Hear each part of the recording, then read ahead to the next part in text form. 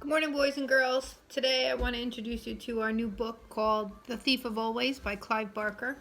Clive Barker is an adult author who writes fantasy novels, and he does have some dark images in his adult fiction novels. This is not an adult novel. So even though it will transport us to different locations and it will go back and forth in time, which are definitely literary elements of a fantasy novel, it's the content and the way the story is written that we're going to dissect. We're going to talk about characterization. We're going to talk about how settings change and how you follow the setting changes. I want to read the synopsis, the summary on the back, just to give you some insight as to where we're going next week with this. It says, Mr. Hood's holiday house has stood for 1,000 years, welcomed countless children into its embrace. It is a place of miracles where every childhood whim may be satisfied.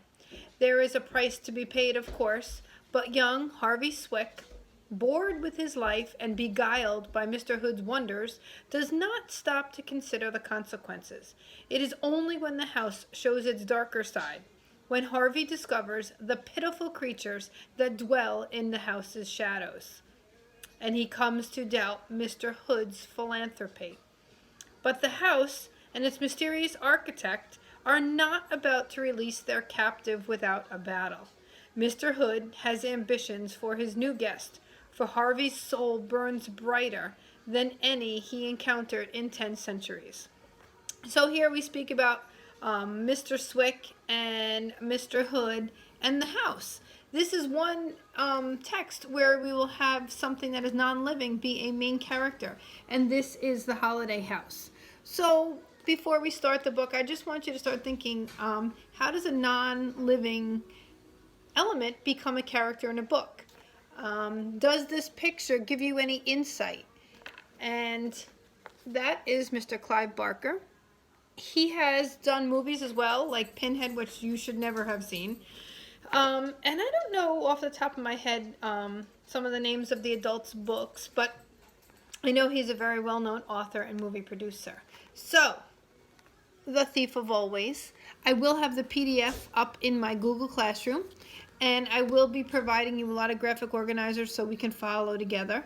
And for those of you that like to draw like Kyle, I know we will be doing a lot of sketching in your writer's notebooks. Actually, maybe your reader's notebook. I just want to make you feel like we're in class when I confuse the two. In your reader's notebook, we will be doing some sketching of what you think the characters will look like.